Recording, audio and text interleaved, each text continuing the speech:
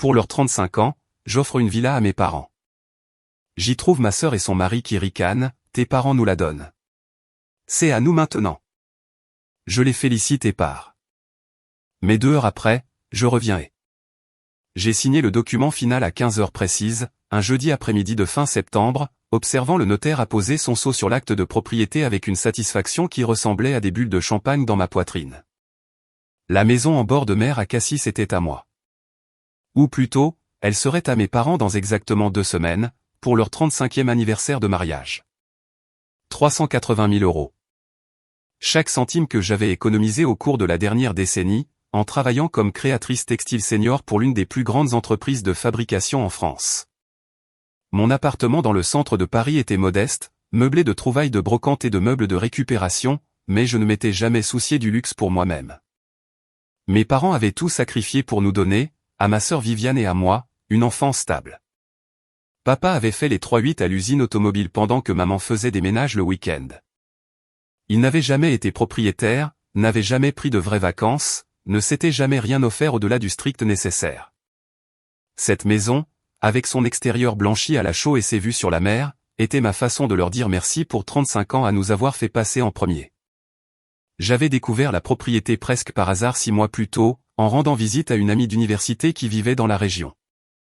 La maison se trouvait dans une rue calme à 3 pâtés de maisons de la plage, une petite villa de 2 chambres avec une véranda qui en faisait le tour et un jardin qui avait désespérément besoin d'attention.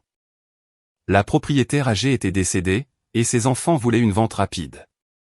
Je l'avais visitée seul un samedi matin, imaginant mes parents assis sur cette véranda avec leur café du matin, pouvant enfin se reposer. Le financement avait été brutal.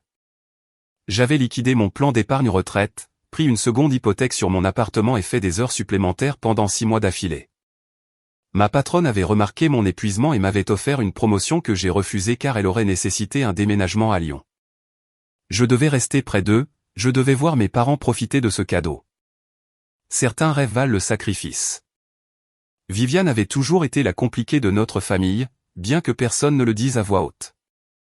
Elle avait 2 ans de moins que moi, mariée à un homme nommé Thierry qui travaillait comme délégué médical et se comportait avec l'assurance de quelqu'un qui croyait que le monde lui devait la reconnaissance. Ils avaient 2 enfants, tous 2 de moins de 10 ans, et vivaient dans une immense maison à Neuilly-sur-Seine que Thierry ne manquait jamais de rappeler avoir acheté sans l'aide de sa belle famille. Viviane avait étudié la communication à l'université, mais avait arrêté de travailler après la naissance de son premier enfant. Elle passait ses journées à gérer des tableaux Pinterest et à se plaindre du coût des frais de scolarité des écoles privées. Je n'avais jamais été proche de Thierry. Il avait une façon de regarder les gens qui vous donnait l'impression d'être évalué et jugé insuffisant. Lors des dîners de famille, il dominait les conversations avec des histoires sur ses chiffres de vente et son handicap au golf, s'arrêtant à peine pour laisser quelqu'un d'autre parler.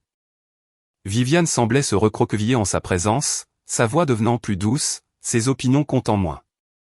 J'avais observé cette transformation au cours de leurs 8 années de mariage et n'avais rien dit, car les familles apprennent à ravaler leur malaise plutôt qu'à faire des scènes. Mes parents adoraient les enfants de Viviane, et je comprenais pourquoi elle occupait une place spéciale dans leur cœur. Elle les appelait tous les jours, venait chaque week-end avec les enfants, créant l'apparence d'une proximité que moi, sans enfants et centré sur ma carrière, ne pouvais jamais tout à fait égaler. J'avais accepté mon rôle de fille sur qui on peut compter, celle qui aidait avec les factures et les frais médicaux, tandis que Viviane fournissait les petits-enfants et les dîners du dimanche. La fête d'anniversaire était prévue pour le 14 octobre, un samedi. J'avais planifié chaque détail méticuleusement, réservant un salon privé dans leur restaurant italien préféré, me coordonnant avec les parents qui viendraient en voiture d'Espagne et d'Italie, et engageant un photographe pour immortaliser le moment où je leur remettrais l'acte de propriété. J'avais même commandé un cadre sur mesure pour la clé de la maison, avec la date gravée dans une écriture élégante. J'ai gardé le cadeau secret pour tout le monde sauf ma meilleure amie Sophie, qui m'avait aidé à rechercher des avocats spécialisés en immobilier et des sociétés de titres de propriété. Sophie travaillait comme architecte et comprenait l'importance de l'accession à la propriété d'une manière que mes autres amis, pour la plupart des designers et des artistes, ne comprenaient pas. Elle m'avait regardé les larmes aux yeux quand je lui avais montré les documents de clôture. « Tu es incroyable », avait-elle dit, en me serrant la main de l'autre côté de la table du café. « Tes parents ont tellement de chance de t'avoir. » J'avais souri, sentant la chaleur de l'anticipation. J'imaginais le visage de ma mère quand elle verrait l'océan depuis la fenêtre du salon. J'imaginais mon père pouvant enfin cesser de s'inquiéter des augmentations de loyer et des inspections du propriétaire. Ce cadeau allait changer leur vie d'une manière que l'argent seul ne pourrait jamais faire. L'avocate que j'avais engagée, une femme brillante nommée Carole, spécialisée dans les transactions immobilières, avait été très rigoureuse avec la paperasse. Elle avait inclus une clause dans l'acte de transfert de propriété qui exigeait mon consentement écrit pour toute vente ou transfert futur de la propriété. J'avais ajouté cette protection presque après coup, pensant vaguement aux implications fiscales et à la planification successorale, n'imaginant jamais que j'en aurais besoin pour une autre raison. La semaine avant la fête d'anniversaire semblait interminable. Je me suis plongé dans le travail, finalisant les designs pour notre collection de printemps et participant à des réunions de production qui s'étiraient au-delà de 20 heures.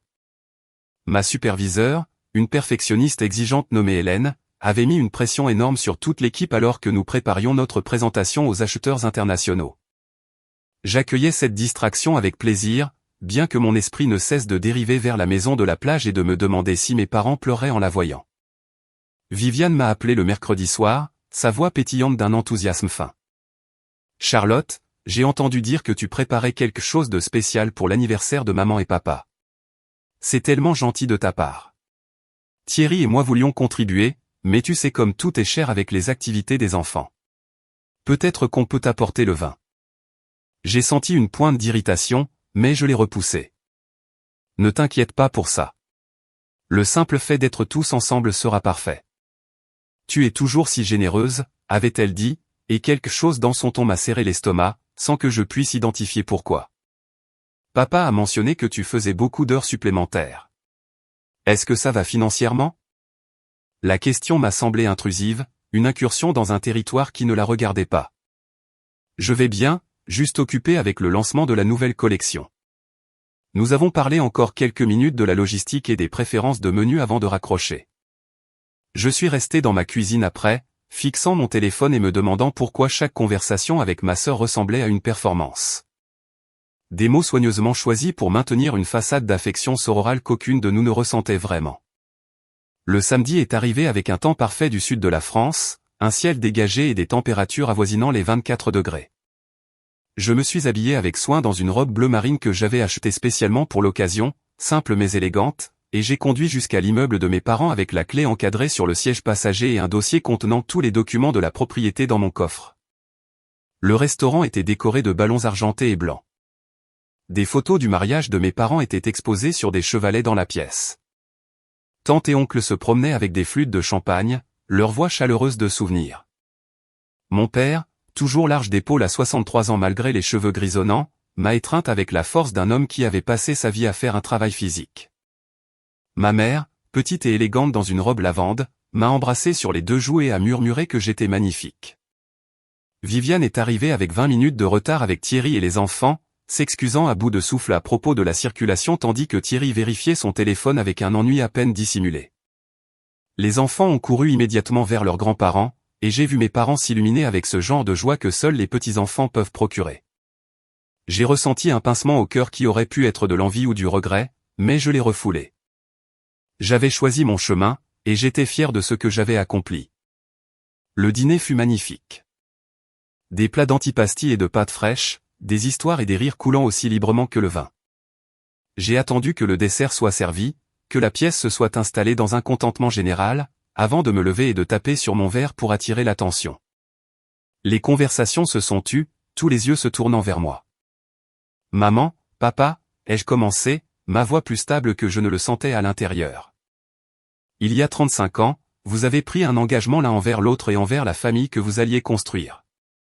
Vous nous avez tout donné, à Viviane et à moi, votre temps, votre amour, vos sacrifices. Vous n'avez jamais rien demandé en retour, jamais plaint de la dureté de votre travail pour nous donner des opportunités que vous n'avez jamais eues. Les yeux de ma mère brillaient déjà, et mon père a pris sa main. J'ai continué, la gorge nouée par l'émotion.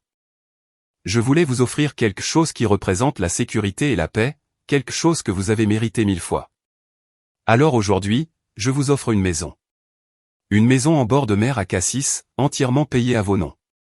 Un endroit où vous pourrez enfin vous reposer, où vous pourrez regarder l'océan et savoir que vous n'aurez plus jamais à vous soucier du logement.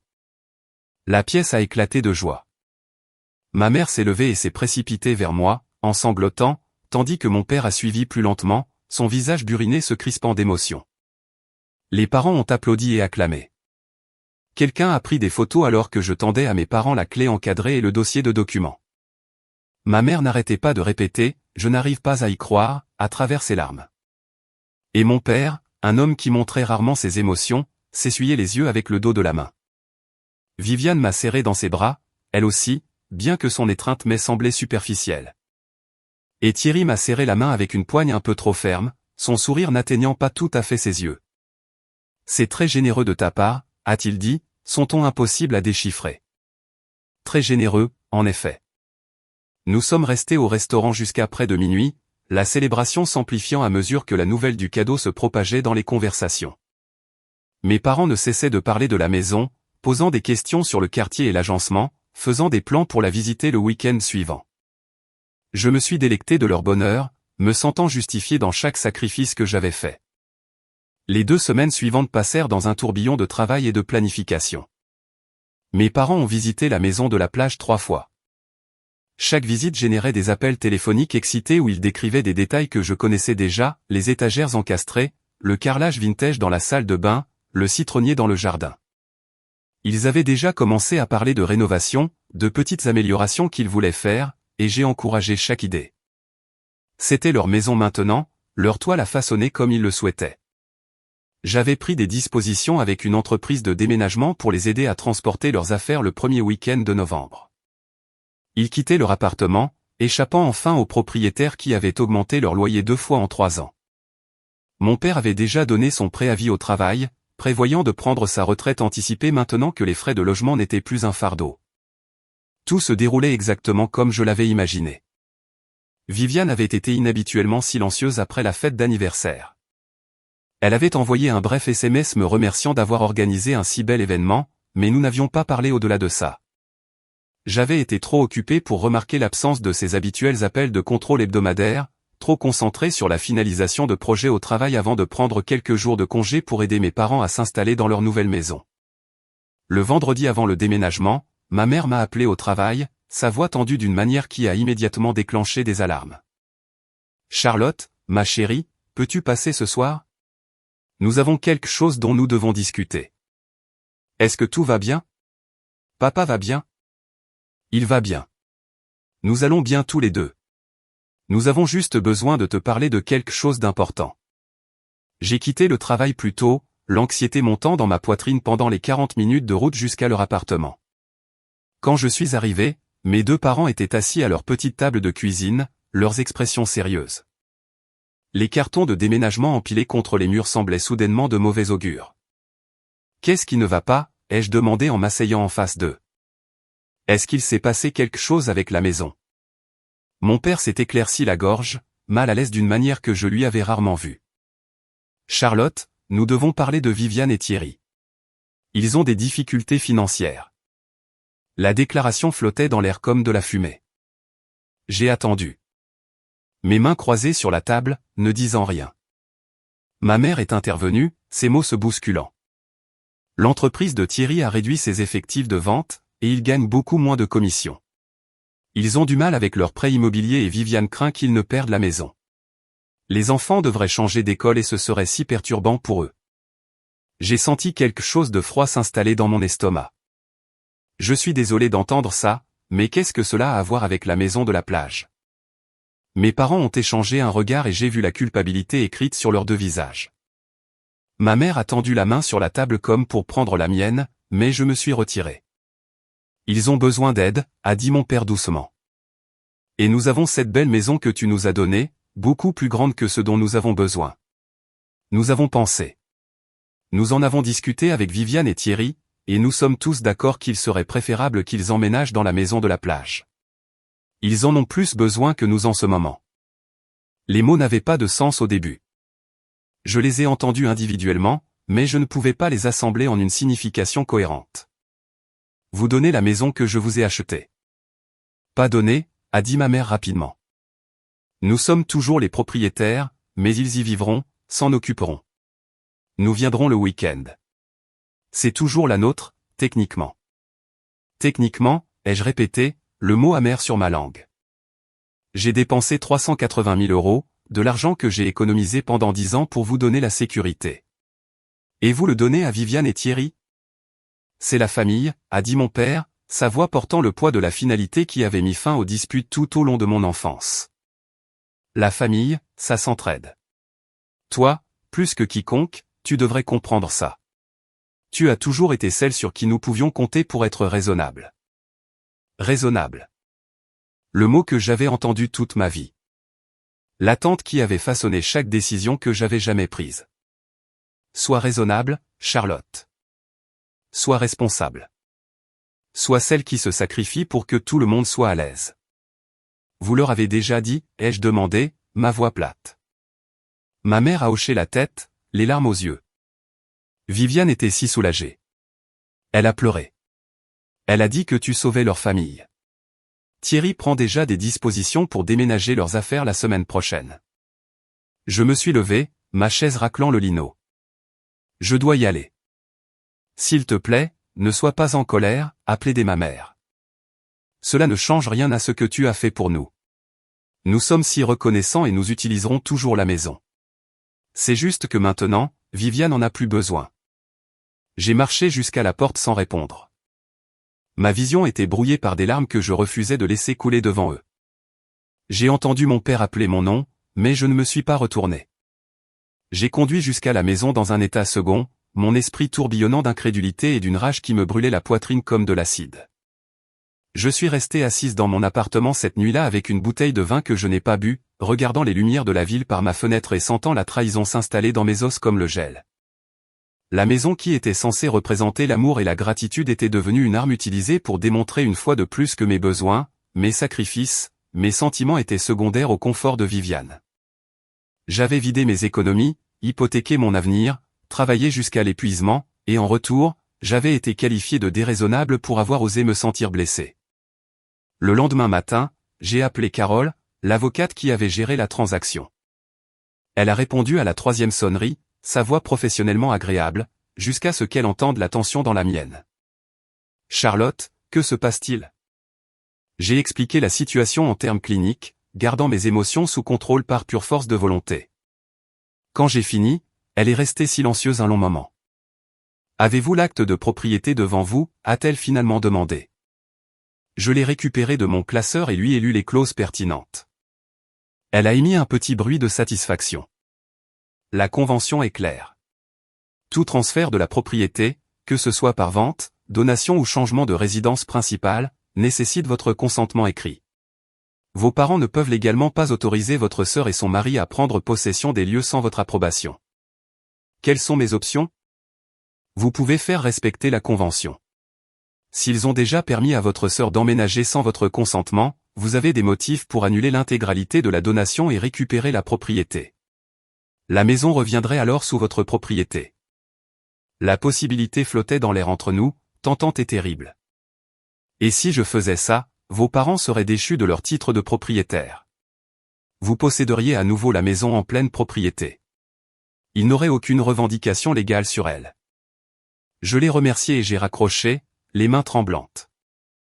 L'option nucléaire, le choix qui ferait exploser ce qui restait de mes relations familiales. Je suis resté assise avec cette possibilité pendant des heures, pesant les conséquences et les alternatives, essayant de trouver un chemin qui n'impliquait pas de brûler tous les ponts que j'avais mis 35 ans à construire. Le dimanche après-midi, je m'étais convaincu d'aller à la maison de la plage pour voir la situation par moi-même avant de prendre une décision. Peut-être y avait-il eu un malentendu. Peut-être que mes parents avaient exagéré les arrangements. Peut-être que je pouvais encore sauver la situation sans tout détruire. J'ai conduit jusqu'à Cassis, l'estomac noué par l'anxiété et la colère. La maison avait exactement la même apparence que lors de ma dernière visite, le jardin un peu mieux entretenu, la véranda balayée. Je me suis garé dans la rue et j'ai remonté l'allée, remarquant le SUV dans l'allée que j'ai reconnu comme étant celui de Thierry. Mes mains étaient moites quand j'ai frappé à la porte. Viviane a ouvert, son expression passant de la surprise à quelque chose qui aurait pu être de la culpabilité avant de se figer dans une vivacité défensive. « Charlotte, on ne t'attendait pas. Entre. Entre. » Je suis entré et j'ai senti mon souffle se couper. Des cartons de déménagement étaient empilés partout, étiquetés au marqueur avec l'écriture de Viviane. Des jouets d'enfants étaient éparpillés sur le sol du salon. Les clubs de golf de Thierry étaient appuyés contre le mur près de l'entrée. La maison que j'avais imaginée comme le sanctuaire de mes parents avait été transformée en la nouvelle maison de Viviane avec une rapidité qui suggérait que cela avait été planifié bien avant que mes parents ne prennent la peine de me le dire. Thierry est sorti de ce qui avait été désigné comme la chambre principale, s'essuyant les mains sur son jean.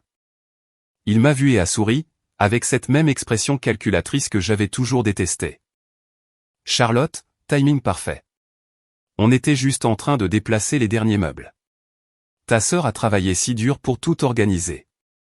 Je vois ça, ai-je dit, ma voix soigneusement neutre. Où sont maman et papa? Ils sont passés ce matin pour voir comment on s'installait, a dit Viviane rapidement. Ils ont apporté du café et des viennoiseries. C'était adorable. Ils sont si excités de nous avoir ici. J'ai regardé autour de la pièce, notant chaque détail.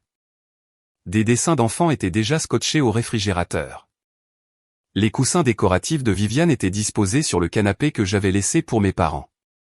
Le système audio coûteux de Thierry était en cours d'installation dans le coin où j'avais imaginé que mon père installerait son fauteuil de lecture. Ça s'est fait vite, ai-je observé. Vous avez déjà tout emménagé. Thierry a haussé les épaules, sa confiance frôlant l'arrogance. Quand une opportunité se présente, on ne perd pas de temps. Tes parents ont été assez généreux pour nous offrir la maison. Et honnêtement, c'est parfait pour nous. Bien meilleur emplacement que Neuilly, de meilleures écoles pour les enfants. On va probablement mettre notre ancien appartement sur le marché. Quelque chose s'est cristallisé à ce moment-là, une clarté qui a tranché à travers la confusion et le doute. Il ne s'était jamais agi d'une aide temporaire ou de difficultés financières. C'était une prise de contrôle permanente, exécutée avec le genre d'efficacité qui suggérait que Thierry l'avait planifié depuis le moment où j'avais annoncé le cadeau à la fête d'anniversaire. Alors, vous emménagez de façon permanente, ai-je dit, ce n'était pas une question. Eh bien, tes parents en sont toujours les propriétaires légaux, a dit Viviane, évitant mon regard. Mais ils ont convenu que c'était plus logique que nous vivions ici. Ils n'ont pas besoin d'autant d'espace. Et honnêtement, Charlotte, on en avait vraiment besoin. Thierry a été sous une pression énorme, et les enfants méritent la stabilité. J'ai hoché la tête lentement, un plan se formant dans mon esprit avec une précision de diamant. Vous avez raison. Les enfants méritent la stabilité. C'est merveilleux que ça se soit si bien arrangé. Le sourire de Thierry s'est élargi, interprétant à tort mon calme comme une acceptation. Tu vois, Viviane, je t'avais dit que Charlotte comprendrait. Elle a toujours été la plus raisonnable de la famille. Il s'est approché, passant un bras sur mon épaule avec une familiarité qui m'a donné la chair de poule. Tu as donné cette maison à tes parents, et ils nous la donnent. C'est comme ça que ça marche, la famille. C'est notre propriété maintenant, en bonne et due forme. Je l'ai regardé, mémorisant son expression suffisante, la certitude absolue dans ses yeux qu'il avait gagné. Je suis heureuse pour vous deux, ai-je dit en me dégageant de son emprise. Vraiment, félicitations pour votre nouvelle maison. Le soulagement de Viviane était palpable. Merci d'être si compréhensive. Je sais que ce n'est pas ce que tu avais prévu, mais ça représente tout pour nous. Les enfants vont adorer grandir près de la plage. J'ai fait la conversation pendant encore 10 minutes, posant des questions sur leur calendrier de déménagement et complimentant les choix de décoration de Viviane.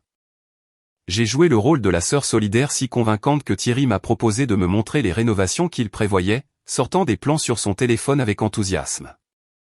J'ai tout admiré, approuvé chaque suggestion, et je suis parti avec un sourire qui avait le goût du verre brisé dans ma bouche. J'ai conduit directement de la maison de la plage au bureau de Carole, peu importe que ce soit un dimanche soir. Elle m'avait donné son numéro de portable personnel, me disant d'appeler à tout moment si j'avais besoin de conseils juridiques sur la propriété. Quand j'ai expliqué ce que je venais de voir, elle m'a dit de venir immédiatement à son bureau à domicile. Carole vivait dans une maison de style provençal à Versailles. Son bureau à domicile, une véranda aménagée remplie de livres de droit et de violettes africaines.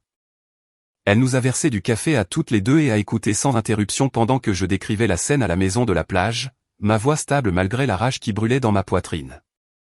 Ils ont pris pleine possession des lieux, a-t-elle dit quand j'ai fini. C'est une violation claire de la convention.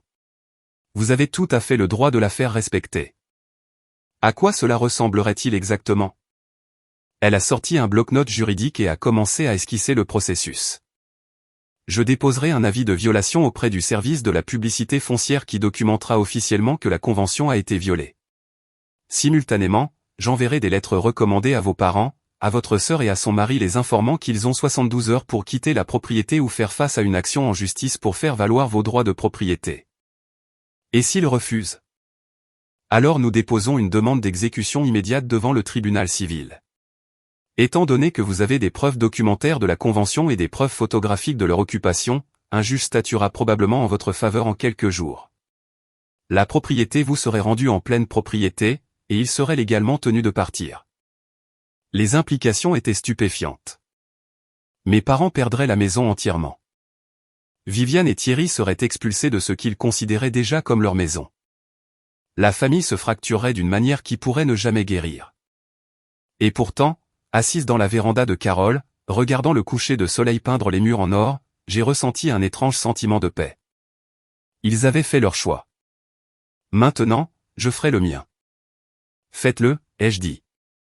Lancez tout demain matin. Carole a hoché la tête, sans jugement dans son expression. Je vais avoir besoin que vous signiez quelques documents m'autorisant à agir en votre nom. Et Charlotte, une fois que nous aurons commencé ce processus, il n'y a pas de moyen facile de faire marche arrière. Vous devez être certaine.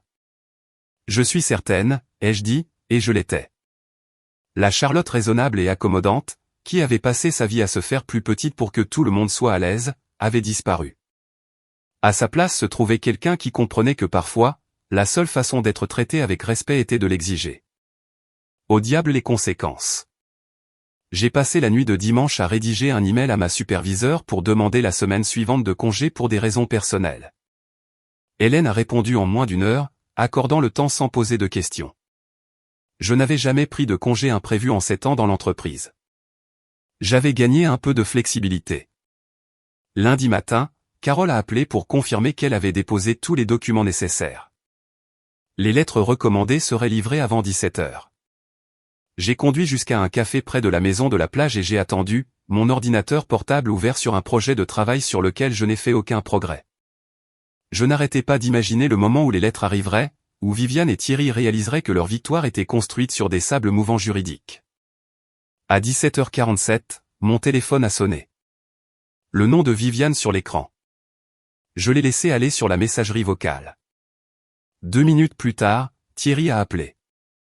Messagerie vocale. Puis ma mère, son message frénétique. Charlotte, qu'est-ce que c'est que cette lettre? S'il te plaît, appelle-nous immédiatement. Il doit y avoir une erreur. Pas d'erreur, ai-je pensé en supprimant le message vocal, juste des conséquences. Je suis retourné à la maison de la plage à 19h, me garant de l'autre côté de la rue et marchant vers la porte d'entrée avec la confiance de quelqu'un qui possédait la propriété, parce que c'était le cas, ou le serait très bientôt. J'ai frappé fermement. Et cette fois, quand Viviane a ouvert la porte, son visage était bouffi de larmes. « Comment as-tu pu faire ça ?» a-t-elle demandé, sa voix stridente. « Après tout ce que nous avons traversé en tant que famille. » Puis-je entrer, ai-je demandé agréablement. Nous devrions probablement en discuter. Thierry est apparu derrière elle, le visage rouge de colère. Il n'y a rien à discuter. Tes parents nous ont donné cette maison. Nous avons leur permission d'être ici. Je les ai poussés pour entrer dans le salon, observant les cartons de déménagement qui s'étaient multipliés depuis hier. En fait, vous ne l'avez pas. Pas selon la convention légale qui faisait partie du transfert de propriété. La convention qui exige mon consentement écrit pour tout changement d'occupation. C'est insensé, a craché Thierry. Quel genre de personne met des restrictions sur un cadeau? Le genre de personne qui a passé 10 ans à économiser de l'argent pour acheter une maison à ses parents, ai-je répondu, ma voix glaciale. Le genre de personne qui a liquidé sa retraite et hypothéqué son avenir parce qu'elle pensait leur donner la sécurité. Pas donner à ma sœur et à son mari arriviste une maison gratuite. Viviane s'est effondrée sur le canapé, pleurant plus fort. On en avait besoin, Charlotte. On allait perdre notre maison. Les enfants auraient été dévastés. Alors tu aurais dû me le demander directement au lieu de manipuler nos parents pour qu'ils te donnent ce que j'ai acheté pour eux. Manipuler? Le rire de Thierry était dur. Tes parents ont fait un choix. Ils ont choisi d'aider leur fille qui a vraiment besoin d'aide au lieu de la sœur bourreau de travail qui gagne plein d'argent et n'a même pas d'enfant. Les mots étaient conçus pour blesser, et ils l'ont fait. Mais j'ai refusé de le laisser le voir. Mes finances et mes choix de vie ne te regardent pas. Ce qui te regarde, c'est que tu occupes actuellement illégalement une propriété qui reviendra sous ma propriété d'ici la fin de la semaine. Vous avez 72 heures pour vous retirer, vous et toutes vos affaires, ou je vous ferai expulser de force. Tu bluffes, a dit Thierry, mais sa voix manquait de conviction. J'ai sorti mon téléphone et je lui ai montré une photo des documents juridiques déposés. Je ne bluffe pas. Mon avocate a déjà tout soumis au tribunal. L'examen par le juge est prévu pour jeudi matin. D'ici vendredi, cette maison sera de nouveau à moi, et vous serez en situation de violation de domicile. Viviane m'a regardé, son maquillage coulant sur ses joues. Et maman et papa? Tu leur enlèves leurs cadeaux. Non, ai-je dit doucement. Vous leur avez enlevé leurs cadeaux quand vous les avez convaincus de vous le donner. Je ne fais que corriger l'erreur. Mon téléphone a explosé de messages au cours des 24 heures suivantes. Ma mère a appelé 17 fois. Mon père a laissé des messages vocaux allant de la colère aux supplications. Des parents à qui je n'avais pas parlé depuis des années m'ont envoyé des SMS pour me dire que j'étais égoïste et cruel.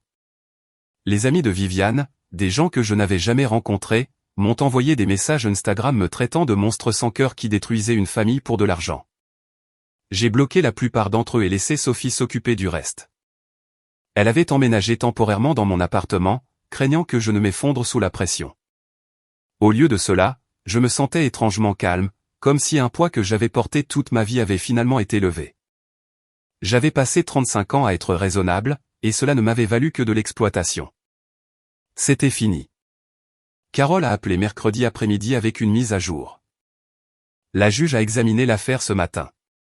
La convention est en béton et votre documentation est parfaite. Elle rendra l'ordonnance demain. La propriété sera légalement vôtre d'ici vendredi à midi. Et mes parents? Ils seront déchus de leur titre de propriété. La maison reviendra sous votre seule propriété, exactement comme elle l'était avant que vous ne la leur donniez. Si vous choisissez de la leur donner à nouveau à l'avenir, c'est votre prérogative. Mais légalement, ils n'auront aucune revendication dessus. Je les remercie et je suis resté assise dans mon appartement à penser aux choix et aux conséquences. Mes parents avaient choisi Viviane. Ils avaient pris mon cadeau et l'avaient donné sans une seconde penser à ce que cela me ferait ressentir. Ils s'attendaient à ce que je sois raisonnable, que j'accepte d'être traité comme un distributeur de billets plutôt que comme une fille. Et quand j'avais refusé de jouer ce rôle, ils avaient retourné toute la famille contre moi. Jeudi matin, j'ai conduit jusqu'à la maison de la plage une dernière fois avant que l'ordonnance judiciaire ne soit exécutée. Le SUV de Thierry était toujours dans l'allée, mais quand j'ai frappé, personne n'a répondu. J'ai essayé la porte et je l'ai trouvée déverrouillée. À l'intérieur, la maison était en plein chaos. Des cartons de déménagement étaient déchirés, à moitié emballés. Des jouets d'enfants jonchaient le sol. Une tasse de café était abandonnée sur le comptoir de la cuisine, encore à moitié pleine. J'ai traversé chaque pièce en cataloguant les dégâts et le manque de respect. Des trous de clous dans les murs où Thierry avait accroché ses œuvres d'art. Des rayures sur le parquet dû au déplacement des meubles. Une marque de brûlure sur le comptoir de la salle de bain provenant du fer à friser de quelqu'un. La maison que j'avais choisie avec amour et préparée avec soin avait été traitée comme un bien jetable. Dans la chambre principale, j'ai trouvé une pile de documents sur la commode. Des demandes de prêt hypothécaire pour la maison de Neuilly de Thierry et Viviane, marquées approuvées pour refinancement. Des relevés bancaires montrant que Thierry avait reçu une promotion 2 mois auparavant, ses commissions ayant en fait augmenté plutôt que diminué. Un email imprimé de Viviane à sa belle-mère daté de 3 semaines avant la fête d'anniversaire, discutant de leur plan pour convaincre les parents de Charlotte de nous laisser utiliser la maison de la plage.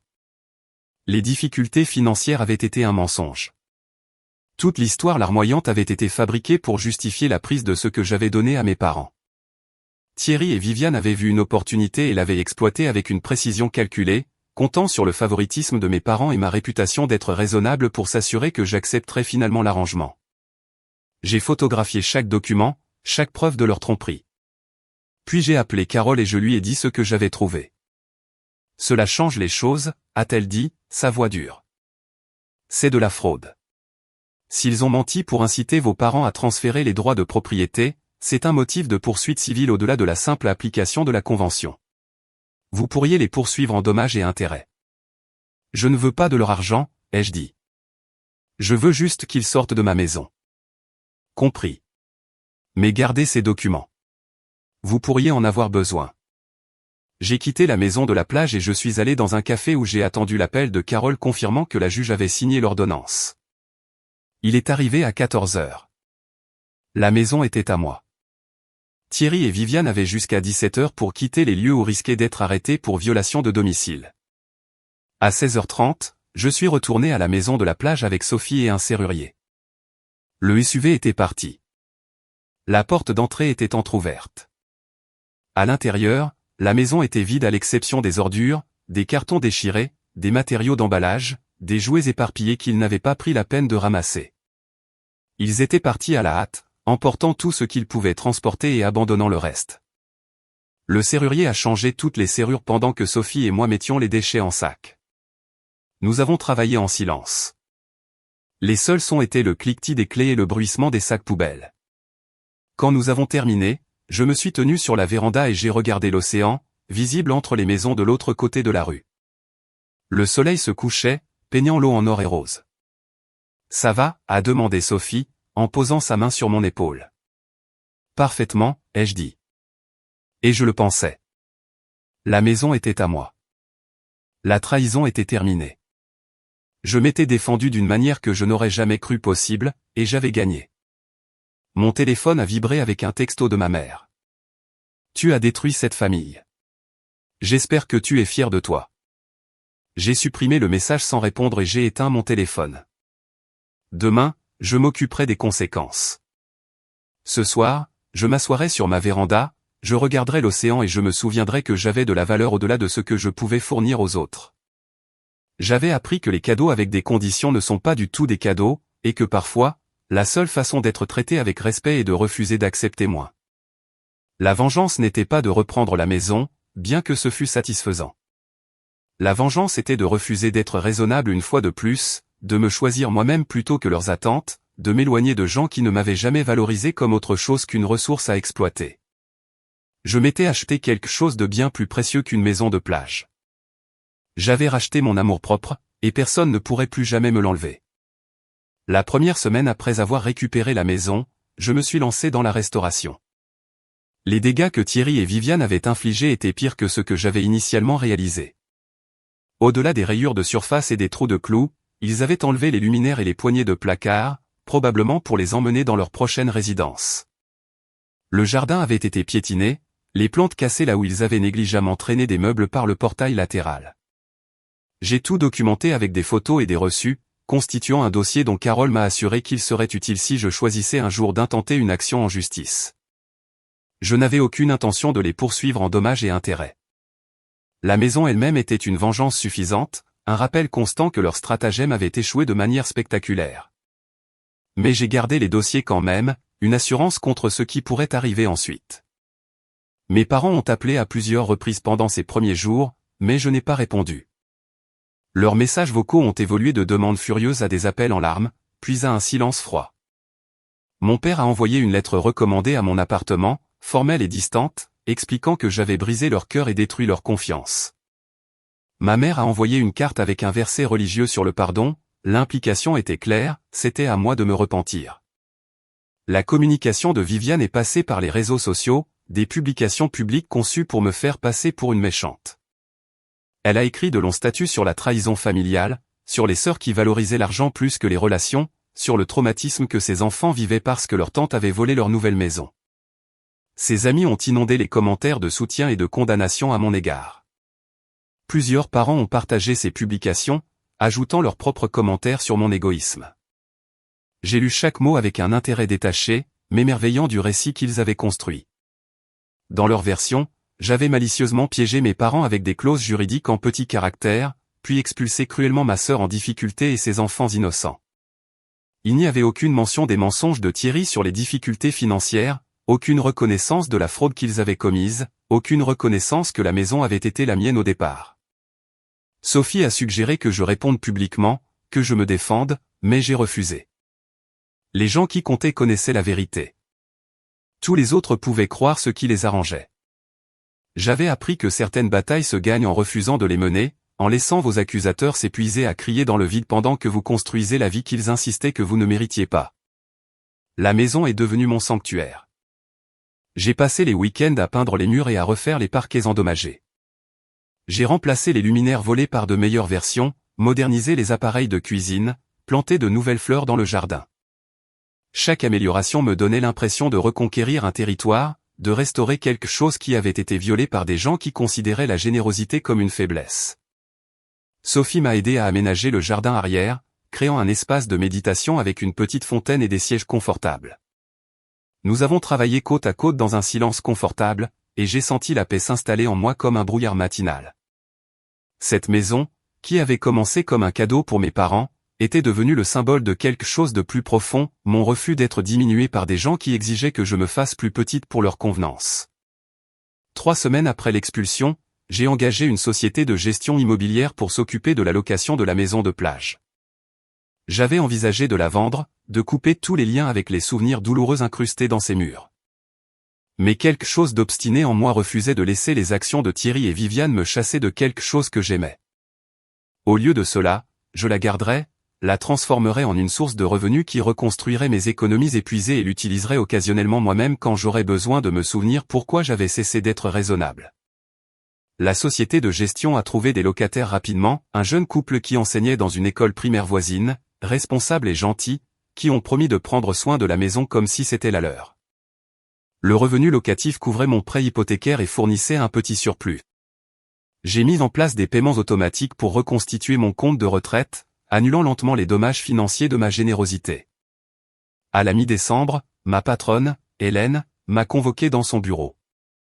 Je m'attendais à une conversation sur ma distraction récente, peut-être même à un avertissement sur mes performances. Au lieu de cela, elle m'a offert la promotion que j'avais refusée des mois plus tôt, directrice principale du design avec une augmentation substantielle et la possibilité de travailler à distance 2 jours par semaine. « Tu as été différente ces derniers temps », a-t-elle dit, m'étudiant avec des yeux perçants. Plus concentrée, plus confiante. Quoi qu'il se soit passé dans ta vie personnelle, ça te va bien. J'ai accepté la promotion sans hésiter, négociant un salaire encore plus élevé que ce qu'elle avait initialement offert. L'ancienne Charlotte aurait pris ce qu'on lui donnait, reconnaissante d'être simplement considérée. La nouvelle Charlotte comprenait sa valeur et exigeait une compensation qui la reflétait.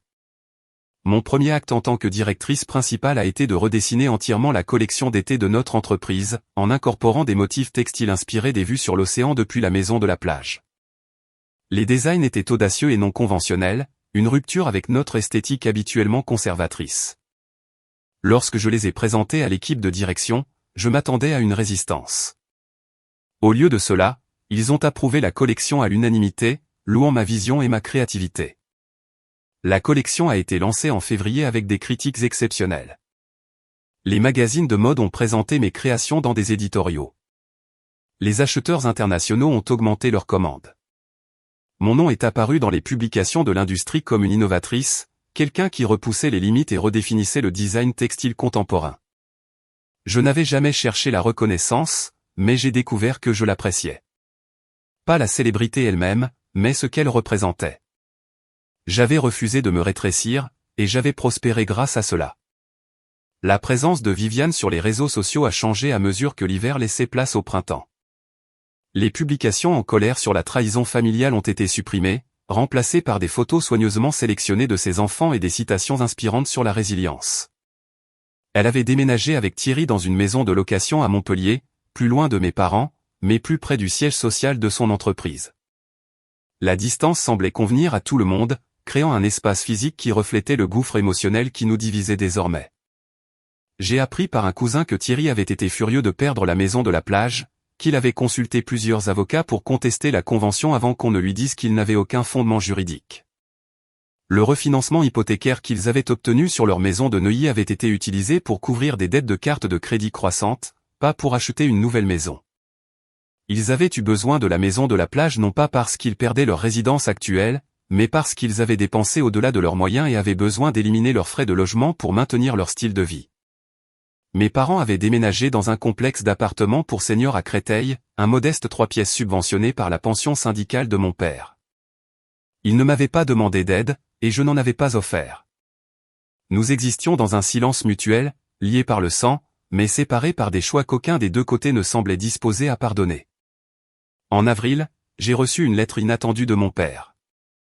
Pas un email ou un SMS, mais une véritable lettre manuscrite. Son écriture soignée en lettres capitales remplissait 2 pages. Charlotte, commençait-elle. J'ai passé des mois à essayer de comprendre ce qui s'est passé, à essayer de trouver les mots qui répareraient ce que nous avons brisé. Ta mère et moi pensions faire ce qu'il fallait, aider Viviane quand elle avait besoin de nous. Nous n'avons pas compris la convention que tu avais incluse dans l'acte, et nous n'avons pas pensé à te le demander avant de prendre notre décision. C'était une erreur. Nous avons traité ton cadeau avec négligence, et nous t'avons profondément blessé. La lettre continuait en reconnaissant leur favoritisme envers Viviane, admettant qu'ils avaient laissé Thierry les manipuler parce qu'ils voulaient croire qu'ils aidaient leurs petits-enfants. Ils ne demandaient pas le pardon ni ne suggéraient la réconciliation. Ils se contentaient d'énoncer des faits et d'accepter la responsabilité, terminant par une ligne qui a fait trembler mes mains. Tu as eu raison de reprendre la maison. Nous ne la méritions pas, et nous ne te méritions certainement pas. J'ai lu la lettre 3 fois, les larmes coulant sur mon visage d'une manière qu'elle n'avait pas fait depuis le jour où j'ai découvert Viviane dans ma maison de plage. Mon père n'avait jamais été doué pour les émotions. Il avait passé mon enfance à montrer son amour par des actions plutôt que par des mots. Cette lettre représentait une vulnérabilité que je n'avais jamais vue de sa part. Un aveu d'échec qui a dû lui coûter tout. Je n'ai pas répondu immédiatement. J'avais besoin de temps pour digérer, pour décider quel genre de relation, le cas échéant, je voulais avec mes parents à l'avenir. Mais j'ai gardé la lettre rangée dans le tiroir de mon bureau, un rappel que certaines personnes sont capables de grandir, même quand il est trop tard pour réparer les dégâts. En mai, je me suis envolé pour New York pour une conférence de l'industrie textile où je devais prendre la parole lors d'une table ronde sur les techniques de design innovantes. L'événement se déroulait dans un hôtel de luxe à Manhattan. La salle de bal était remplie de designers et de fabricants du monde entier. Je portais un tailleur que j'avais conçu moi-même, un tissu imprimé de vagues abstraites qui faisait écho à l'océan au-delà des fenêtres de ma maison de plage. Pendant ma table ronde, j'ai discuté de l'importance de protéger sa vision créative, de refuser de compromettre son esthétique pour plaire à des gens qui ne partageaient pas vos valeurs. J'ai parlé des risques inhérents au choix de design audacieux et des récompenses qui découlent de la confiance en soi, même lorsque tout le monde autour de vous suggère des chemins plus sûrs. Le public a répondu avec enthousiasme et, par la suite, plusieurs participants m'ont approché avec des cartes de visite et des propositions de collaboration. Ce soir-là, à la réception de la conférence, j'ai rencontré un homme nommé Julien qui dirigeait un studio textile de boutique à Nantes. Nous avons parlé pendant des heures de philosophie du design et du commerce de l'art, découvrant que nous avions des vues similaires sur l'indépendance créative et la fabrication durable. Il était attentionné et drôle, sa passion pour son travail évidente dans chaque geste. Quand il m'a demandé mon numéro, je le lui ai donné sans hésiter. Nous avons commencé à sortir ensemble à distance, des week-ends à Nantes et à Paris qui semblaient d'une facilité déconcertante. Julien avait été brièvement marié dans la vingtaine, une relation qui s'est terminée à l'amiable lorsque les deux parties ont réalisé qu'elles voulaient des avenirs différents. Il n'avait aucun intérêt pour les enfants, mais aimait son travail avec une intensité que je reconnaissais. Nous nous complétions d'une manière que je n'avais jamais connue. Deux personnes qui s'étaient choisies et qui découvraient qu'elles pouvaient se choisir l'une l'autre sans rien perdre d'essentiel. En juillet, Julien avait déménagé à Paris, s'installant dans un loft en centre-ville que nous appelions en plaisantant son atelier, bien qu'il passe de plus en plus de nuits dans mon appartement. Nous allions à la maison de la plage le week-end, les locataires ayant déménagé en juin. J'avais décidé de ne pas la relouer immédiatement, voulant profiter de l'espace que j'avais si durement combattu pour récupérer. Julien a immédiatement adoré la maison, comprenant pourquoi j'avais été prête à tout sacrifier pour la donner à mes parents. Nous passions de longs après-midi sur la véranda, travaillant côte à côte sur nos projets respectifs, à l'aise dans un silence partagé. Il ne m'a jamais posé de questions sur le drame familial qui entourait la propriété, acceptant mes brèves explications sans insister pour des détails que je n'étais pas prête à partager. Fin août, près d'un an après la fête d'anniversaire qui avait tout déclenché, j'ai reçu un appel de Viviane. J'ai failli le refuser, mon doigt planant sur le bouton de rejet avant que la curiosité ne l'emporte. Charlotte, dit-elle, sa voix petite et incertaine. Je sais que je n'ai aucun droit de t'appeler. Je sais que tu me détestes probablement, mais je dois te dire quelque chose, et je ne pouvais pas le faire par lettre ou par SMS. J'ai attendu, ne disant rien. Thierry et moi, nous divorçons, a-t-elle poursuivi. Ça couvait depuis un moment, mais j'ai finalement déposé les papiers la semaine dernière. Il a une liaison avec quelqu'un de son bureau depuis des mois, peut-être plus. Je l'ai découvert parce qu'elle a appelé à la maison en pensant que je savais déjà. J'ai ressenti une pointe de satisfaction immédiatement suivie de culpabilité. Je suis désolé que tu traverses ça. Tu n'es pas désolé, a dit Viviane, et elle a presque ri. Tu ne l'as jamais aimé. Tu avais probablement raison à son sujet depuis le début. Je ne pouvais simplement pas le voir parce que j'étais si désespéré de croire que j'avais fait le bon choix. Que veux-tu de moi, Viviane? Elle est restée silencieuse un long moment. Rien. Je ne veux rien. Je voulais juste que tu saches que tu avais raison à propos de Thierry, de la maison, de tout. Nous avons menti à maman et papa sur nos problèmes financiers. Thierry m'a convaincu que ça irait, que tu comprendrais éventuellement, que la famille se devait de se soutenir. Mais il ne s'agissait jamais d'avoir besoin de la maison. Thierry la voulait juste parce que ça le faisait se sentir important, comme s'il te battait d'une manière ou d'une autre. L'aveu flottait entre nous. Des années de ressentiment et de compétition enfin reconnues. Pourquoi tu me dis ça maintenant? Parce que j'ai passé toute cette année à te blâmer d'avoir détruit notre famille, à dire à tous ceux qui voulaient bien l'entendre que tu étais cruel et sans cœur. Mais j'avais tort. Tu n'as rien détruit. C'est nous qui l'avons fait quand nous avons essayé de prendre quelque chose qui n'a jamais été à nous. Sa voix s'est brisée. Tu me manques, Charlotte. Ma sœur me manque. Je sais que je ne mérite pas ton pardon, mais je voulais que tu saches que je comprends maintenant ce que je ne pouvais pas voir avant. J'ai fermé les yeux, sentant le poids de l'année s'abattre sur moi. Une partie de moi voulait lui crier dessus, énumérer chaque blessure et trahison, lui faire sentir la profondeur de la douleur qu'elle avait causée.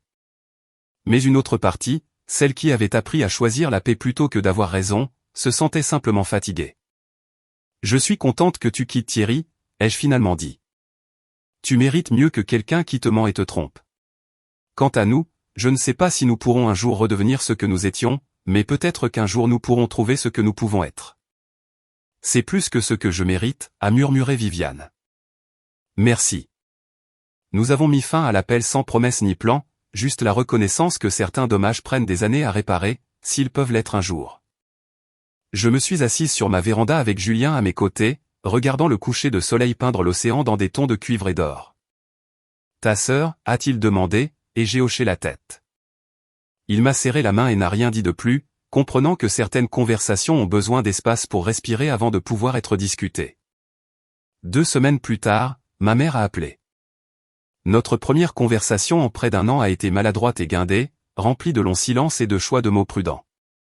Elle a posé des questions sur mon travail et ma vie avec un intérêt timide qui suggérait qu'elle avait enfin réalisé à quel point elle me connaissait peu.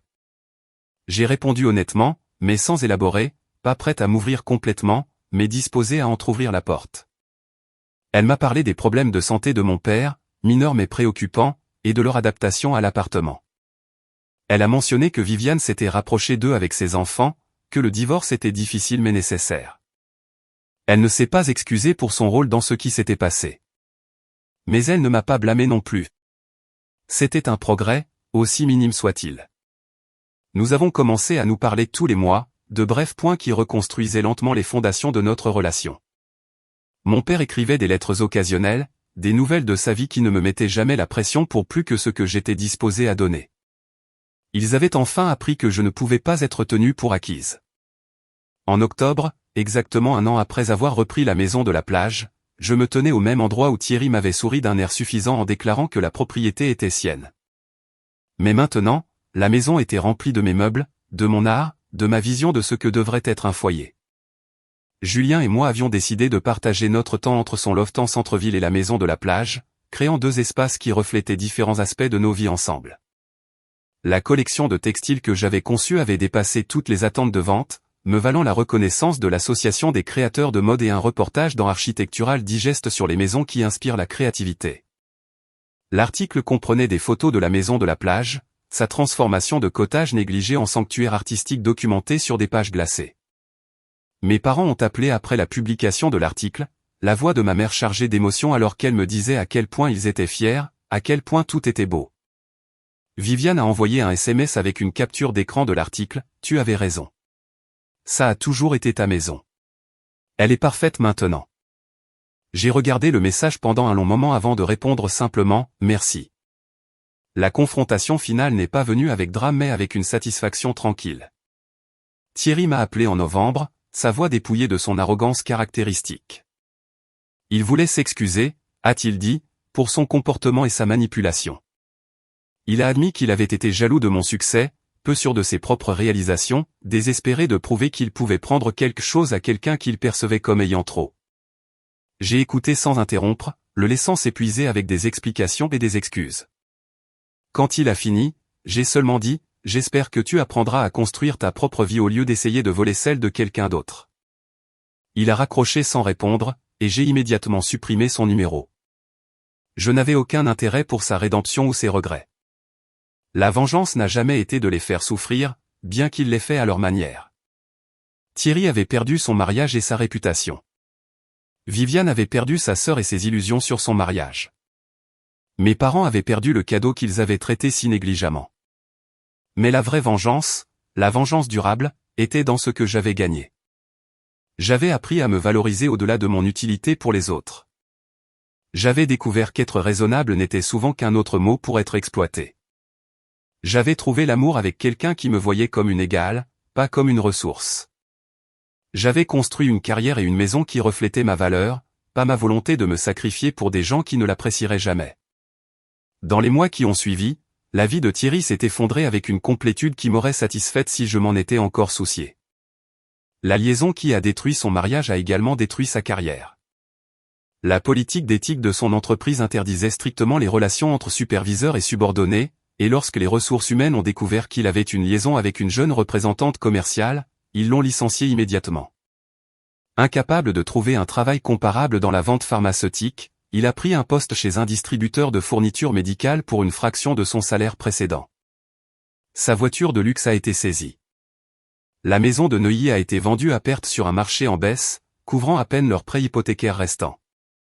L'avocate de Viviane a veillé à ce que Thierry paie une pension alimentaire substantielle malgré ses revenus réduits, et la pression financière sur laquelle il avait menti pour voler ma maison de plage est devenue sa réalité. Il a déménagé dans un studio à Reims, à plus d'1 heure de ses enfants, ses clubs de golf vendus pour payer le loyer. L'homme qui avait déclaré mon cadeau sa propriété travaillait maintenant les week-ends comme vendeur pour compléter ses revenus, son arrogance remplacée par l'épuisement des conséquences qu'il avait passé sa vie à éviter. Quant à moi, je n'ai jamais cessé de travailler dur, mais j'ai cessé de travailler pour l'approbation des autres. La maison de la plage est restée la mienne, un témoignage du pouvoir de se défendre, même quand tout le monde autour de vous exige que vous restiez petite. Parfois, les matins calmes, je me tenais sur la véranda avec mon café et je regardais l'océan, me souvenant de la femme qui avait signé ces documents, croyant qu'elle achetait le bonheur de ses parents. Je ne regrettais pas la générosité de cette femme, mais j'étais reconnaissante de ne plus être elle. Le parcours de la vengeance m'avait appris que se protéger n'est pas égoïste. C'est de la survie. Et parfois, l'acte d'amour le plus radical que vous puissiez offrir au monde est de refuser de le laisser vous diminuer.